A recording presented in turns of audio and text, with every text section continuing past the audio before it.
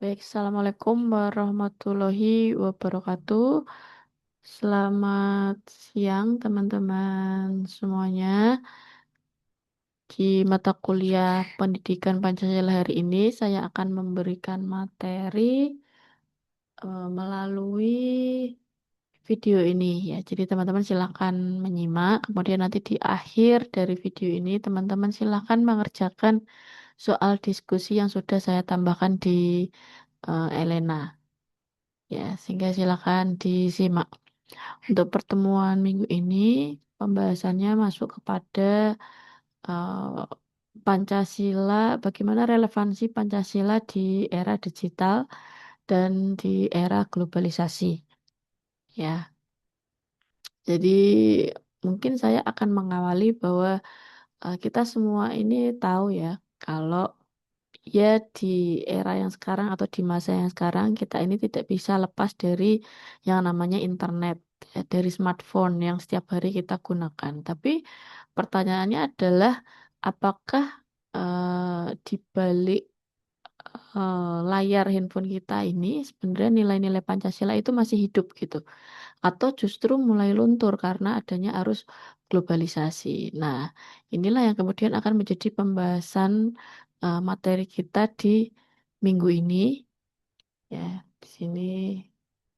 Nah, teman-teman bisa lihat di situ ya bahwa adanya apa? Masuknya kita di dalam era digital atau era globalisasi ya itu tentu sudah akan mengubah bagaimana cara kita hidup. Ya, jadi kalau di situ ada poin transformasi digital, ya sebenarnya ini tidak hanya menjelaskan situasi atau konteks zaman yang sedang kita alami, tapi eh, ini menjelaskan bahwa digital itu membuat hampir seluruh kehidupan kita itu berubah. Ya, mulai dari cara kita bersosialisasi, cara kita berpolitik, sampai dengan cara kita bertransaksi ekonomi, yaitu sudah masuk ke dalam ekosistem digital. Ya, dan digital pula ya sudah menghilangkan sekat-sekat geografis. Artinya kita dengan teman-teman atau orang-orang yang ada di kota lain atau negara lain sekarang itu tidak ada sekat geografis. Ya, sangat memungkinkan interaksi secara global yang bisa terjadi secara instan. Ya, sehingga karena derasnya interaksi dan arus informasi tersebut pada akhirnya bisa mempengaruhi pola pikir dan perilaku kita di masyarakat. Nah, apakah ada dampak negatifnya? Ya, ya pasti sesuatu itu ada dampak negatif dan positifnya. Tapi kalau kita lihat dari era yang sekarang ini, ya tentunya ada tantangan yang kemudian muncul akibat dari kemajuan teknologi. Ya, salah satunya misalnya munculnya fenomena hate speech, ya ujaran kebencian, kemudian penyebaran hoax, kemudian cyberbullying. Ya, kalau istilah anak zaman sekarang ya doxing gitu ya. Nah, ini menjadi bukti bahwa ruang digital itu juga seringkali menjadi eh, arena untuk berkonflik. Jadi tidak hanya tempat untuk berkolaborasi, tapi juga ternyata tempat untuk berkonflik. Ya, sehingga dengan adanya fenomena-fenomena tadi, ya itu bisa menunjukkan atau bisa mengarahkan kita pada penurunan kualitas moral kita di dalam berkomunikasi. Ya, penurunan apa ya? Kesantunan, kesopanan, norma-norma kesopanan, ya, kemudian tidak ada rasa hormat lagi, hilangnya empati, ya, karena ketergantungan pada teknologi itu memang cenderung membuat interaksi manusia itu menjadi semakin dangkal gitu ya. Yang tadinya kita mungkin saling sapa, kita ramah sama orang, tapi karena adanya efek informasi, kemudian degradasi etika tadi, yaitu bisa juga menurunkan kepedulian sosial kita. Sehingga perlu adanya pondasi yang kuat gitu ya. Kemajuan teknologi itu harus diimbangi dengan kualitas moral supaya kepribadian bangsa itu tetap terjaga. Ya, tanpa kualitas moral yang kuat, ya kemajuan teknologi itu bisa menghancurkan peradaban.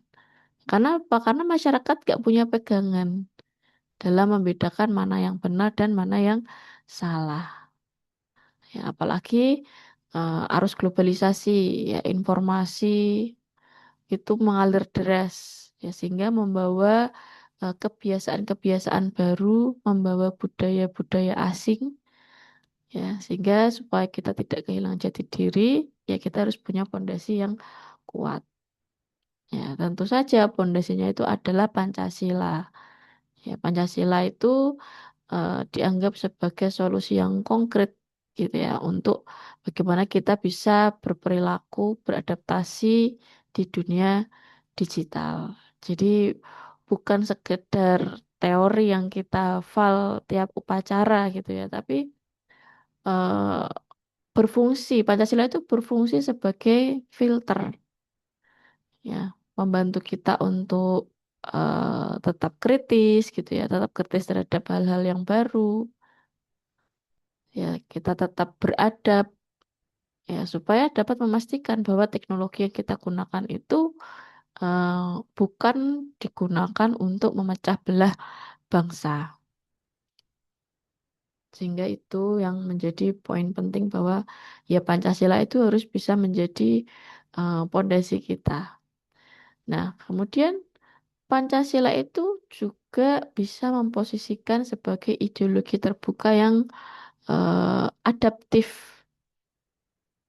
Ya, maksudnya adaptif itu Pancasila memungkinkan adaptasi terhadap perubahan zaman ya tanpa kehilangan jati diri bangsa. Jadi Pancasila punya sifat yang sebenarnya itu tidak kaku ya, tapi bisa beradaptasi, bisa menyelaraskan diri dengan kemajuan teknologi tanpa harus mengubah nilai-nilai dasar dari Pancasila. Ya. Kemudian falsafah dinamis. Pancasila sebagai falsafah dinamis. Ya, Pancasila sebagai ideologi terbuka ya bersifat dinamis ya dan dapat ditafsirkan sesuai dengan konteks sosial yang sedang berkembang. Jadi nilai-nilai Pancasila itu tidak berhenti pada naskah sejarah ya atau sejarah masa lalu, tapi nilai-nilai Pancasila itu terus berkembang seiring berjalannya waktu. Ya, seiring adanya tantangan-tantangan baru yang muncul. Ya, sekarang kalau misalnya konsep keadilan sosial, ya, sila kelima, konsep keadilan sosial bagi seluruh rakyat Indonesia. Kalau kita kaitkan dengan era yang sekarang, yaitu bisa kita tafsirkan keadilan sosial itu sebagai hak kita setiap warga negara untuk mendapatkan akses internet yang merata. Ya, kemudian juga dapat ditafsirkan sebagai hak kita untuk memperoleh perlindungan data pribadi gitu. Jadi bukan hanya berhenti pada naskah sejarah saja. Ya, bahkan Pancasila itu juga harus bisa menjadi rujukan moral di ruang digital. Kalau kita sedang ada di dunia maya gitu ya, dunia online, seringkali itu kan tanpa batas. Dan bahkan sekarang akun-akun Instagram, TikTok itu aja kan sekarang anonim gitu ya. Nah, Pancasila itu bisa kita gunakan sebagai pegangan, sebagai standar etika, supaya manusia itu bisa tetap memanusiakan manusia yang lain gitu. Jadi menjadi dasar supaya kita itu dalam menggunakan digital, yaitu kita tetap toleran. Kita tidak mengajak untuk melakukan ujaran kebencian, gitu ya, sesuai dengan sila yang kedua, kemanusiaan yang adil dan beradab. Ya, kemudian Pancasila juga membantu masyarakat menavigasi informasi di mana opini itu seringkali mengalahkan fakta objektif. Maksudnya adalah Pancasila itu sebagai filter supaya masyarakat tidak mudah terprovokasi oleh berita bohong, berita hoax yang dapat memecah belah persatuan bangsa. Ya, sehingga Pancasila bukan hanya warisan masa lalu, tapi dia bisa digunakan sebagai sistem nilai yang terus hidup gitu. Terus hidup memberikan arah, ya, walaupun zamannya berganti, ada kecanggihan teknologi, ya, tapi itu masih bisa menjadi sistem nilai yang akan terus hidup gitu. Nah, kemudian ada nggak tantangan penerapan Pancasila itu di era digital? Jadi kita lihat dari dua sisi teknologi tadi. Jadi kita lihat kita punya kemudahan ya dalam hal apapun karena bantuan teknologi, tapi juga kita rentan ya. Ibarat dua sisi mata uang gitu ya. Ada hal-hal yang sifatnya positif, ada yang negatif. Ya, globalisasi teknologi itu ya membuka ruang gitu ya untuk kita berinteraksi tanpa batas. Kita bisa belajar dimanapun. Ya, sekarang kita bisa tanya AI, kemudian kita juga dipermudah dalam hal bekerja, berkomunikasi, membeli sesuatu. Tapi di saat yang sama, kemudahan ini tuh menciptakan kerentanan sosial. Ya, di mana masyarakat itu menjadi lebih mudah terpapar pada pengaruh negatif global ya, yang bisa mengikis nilai-nilai kearifan lokal kita. Nah, era digital itu kan melahirkan banyak fenomena-fenomena sosial yang baru gitu ya, yang itu sekaligus menjadi tantangan pilar utama di dalam Pancasila. Nah, seperti misalnya tadi cyberbullying, ya, ujaran kebencian, sampai radikalisme itu sekarang semakin marak terjadi dan semakin mudah karena tadi banyak akun-akun yang sifatnya anonim. Jadi untuk menyebarkan kebencian itu akan sangat mudah sekarang. Nah, segala bentuk penyimpangan ini punya potensi untuk memecah belah masyarakat, ya, merusak tatanan yang selama ini sudah dijaga oleh Pancasila. Apalagi media sosial itu sekarang bisa digunakan oleh siapa saja. Ya, bahkan sekarang anak-anak SD itu juga udah punya media sosial gitu ya. Nah, itu harusnya bisa berfungsi sebagai sarana untuk membangun komunikasi yang positif.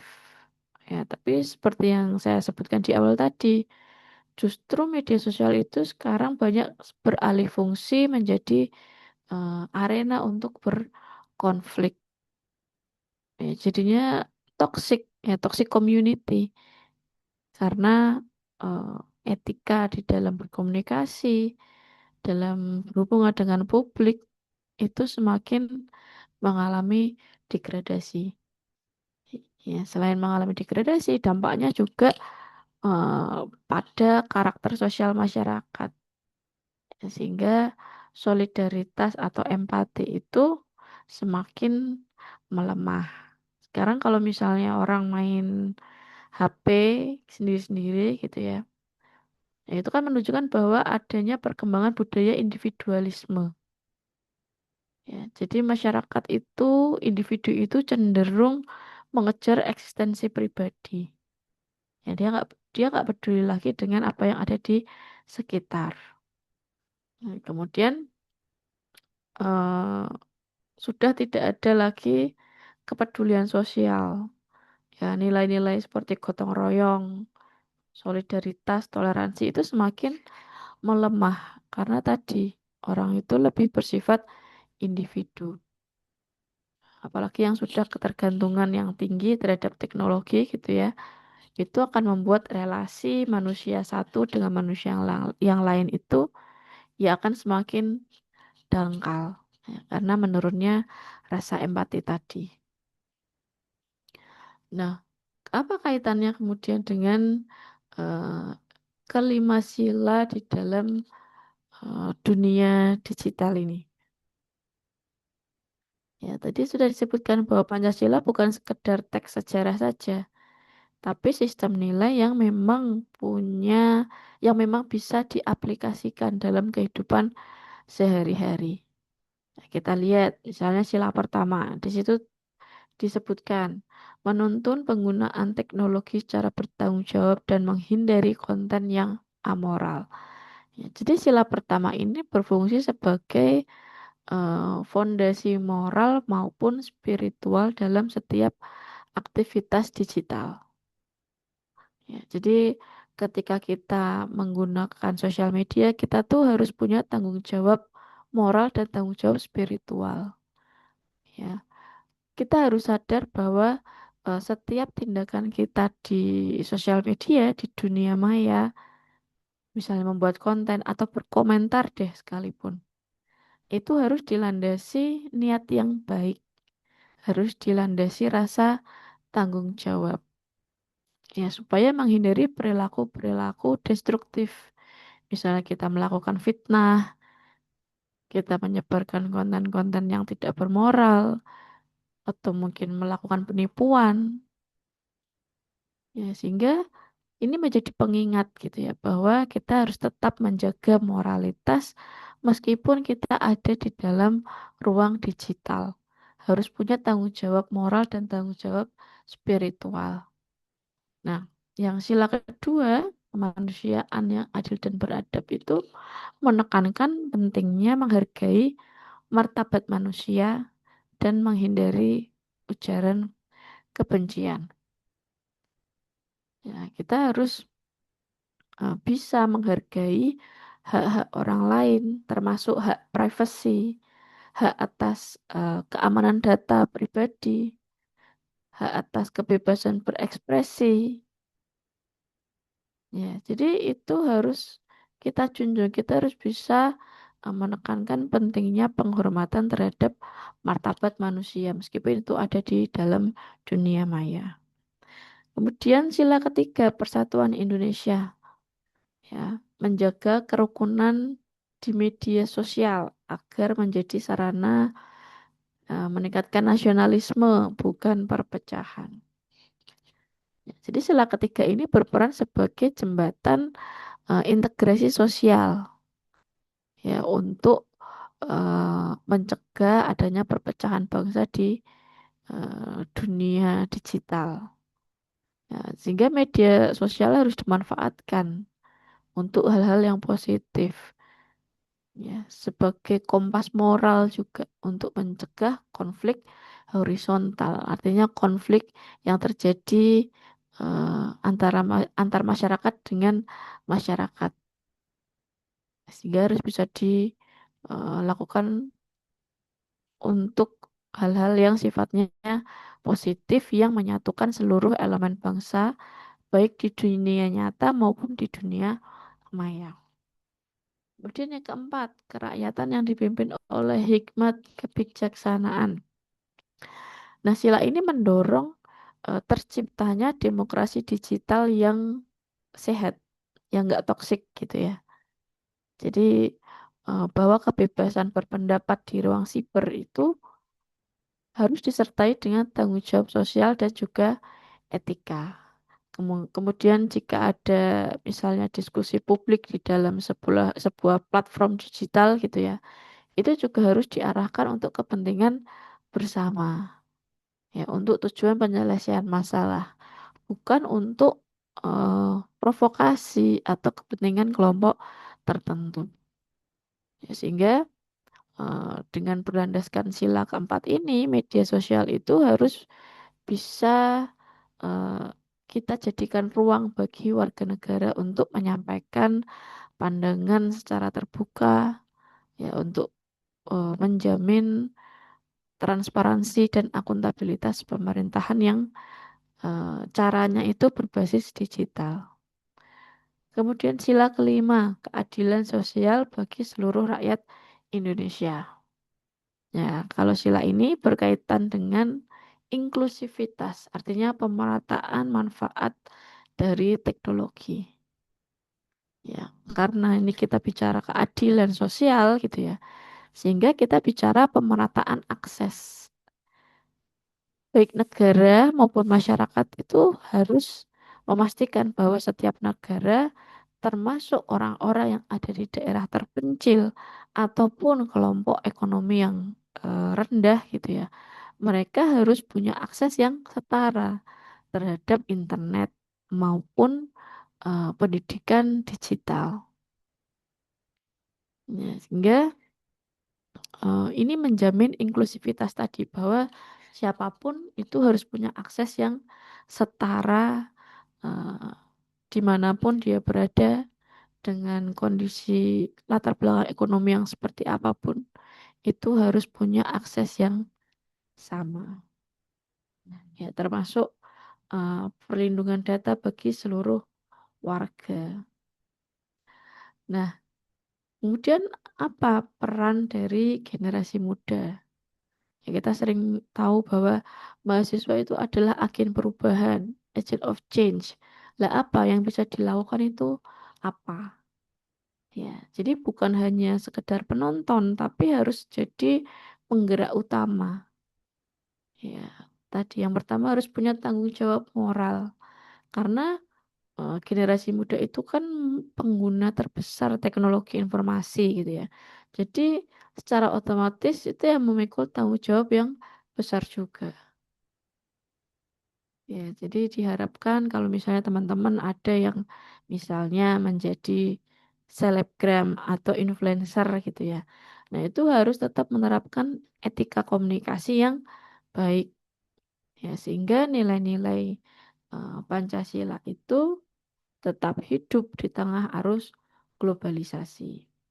Ya, teman-teman harus bisa memproduksi konten-konten yang sifatnya positif.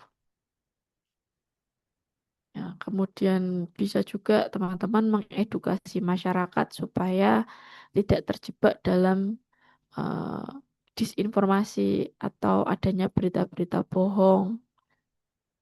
Kemudian memproduksi bisa itu video, tulisan, ya, yang sifatnya itu kreatif, ya, yang masih tetap dalam bingkai kebinekaan, bingkai nasionalisme, ya, untuk mempersatukan eh, bangsa, tidak memecah belah gitu. Kemudian perannya itu kaitannya juga dengan inovasi digital. Ya, generasi muda itu juga didorong untuk memanfaatkan atau memaksimalkan kreativitas mereka dalam menciptakan eh, solusi teknologi yang memang bermanfaat bagi orang banyak. Ya, misalnya mengembangkan aplikasi yang edukatif, kemudian teman-teman menggunakan platform itu untuk komunitas sosial, untuk aksi-aksi sosial. Kemudian teman-teman menggunakan platform itu untuk eh, melakukan gerakan sosial ya untuk tujuan membantu sesama. Nah, itu kan adalah inovasi. Ya, inovasi yang tadi membantu masyarakat tadi untuk mencapai tujuannya. Nah, kemudian ada digital wisdom, kebijaksanaan digital. Ya, pada poin ini itu menekankan eh, kita harus punya kematangan sikap gitu ya dalam menggunakan kebebasan berpendapat. Nah, kita harus bisa mewujudkan partisipasi publik yang sehat, yang konstruktif. Artinya kalau kita berpendapat, memberikan saran itu sifatnya harus membangun, harus konstruktif. Ya, mewujudkan ruang diskusi yang konstruktif di mana baik kritik maupun saran pendapat itu disampaikan secara etis tanpa kita tuh perlu menjatuhkan martabat orang lain. Ya, kemudian dalam menggunakan platform digital pun itu pemerintah juga bisa lebih terbuka dan bertanggung jawab. Ya, sehingga eh, kalau misalnya kita bicara tadi peran vital dari generasi muda, ya generasi muda itu kan apa ya, pengguna terbanyak, ya, generasi pengguna internet terbanyak di Indonesia. Ya, kalau misalnya pemudanya itu menerapkan atau mengamalkan Pancasila dalam setiap aktivitas digitalnya gitu ya, ya maka Indonesia akan punya peradaban digital yang beradab gitu. Jadi kita jangan asal menggunakan media sosial tadi gitu. Sehingga dapat kita simpulkan bahwa ya Pancasila itu bukan sekedar warisan sejarah tadi, bukan sejarah teks yang sudah ada dari dulu, tapi Pancasila itu ternyata juga ideologi yang terbuka. Dia tetap menjaga nilai-nilainya utuh gitu ya. Tapi di tengah arus globalisasi, transformasi digital, dia itu terbuka, beradaptasi. Ya, tidak terlalu kaku, tapi nilai-nilainya masih tetap utuh. Ya, sehingga Pancasila itu hadir sebagai filter untuk kita menjaga jati diri bangsa. Karena kemajuan teknologi itu tidak akan membawa dampak positif kalau tidak dibarengi dengan digital wisdom tadi. Sehingga keterlibatan aktif teman-teman semua, teman-teman mahasiswa sebagai generasi muda dalam mengaktualisasikan nilai-nilai Pancasila itu sangat diperlukan. Ya, teman-teman gunakan aja platform media sosial kalian untuk konten-konten yang positif, ya, untuk mengedukasi, sehingga itu akan lebih bermanfaat, ya, lebih bisa eh, dipraktekkan dalam kehidupan sehari-hari, tidak hanya Pancasila itu tidak hanya berhenti sebagai teori di kelas, tapi bisa kita praktekkan sehari-hari di media sosial, ya, sehingga bisa menjadi contoh yang baik untuk orang lain gitu. Ya, kita mulailah dari diri kita sendiri, kita masing-masing gitu. Baik, itu saja kira-kira materi dari saya untuk siang hari ini. Teman-teman, setelah ini silahkan bisa langsung cek diskusi yang ada di Elena. Silahkan jawab pertanyaan yang ada di situ, kemudian submit ya. Jadi silahkan bisa langsung ke Elena. Baik, itu saja yang bisa saya sampaikan. Eh, nanti kita ketemu lagi di minggu depan. Terima kasih telah menyimak video ini. Saya akhiri. Wassalamualaikum warahmatullahi wabarakatuh. Selamat siang.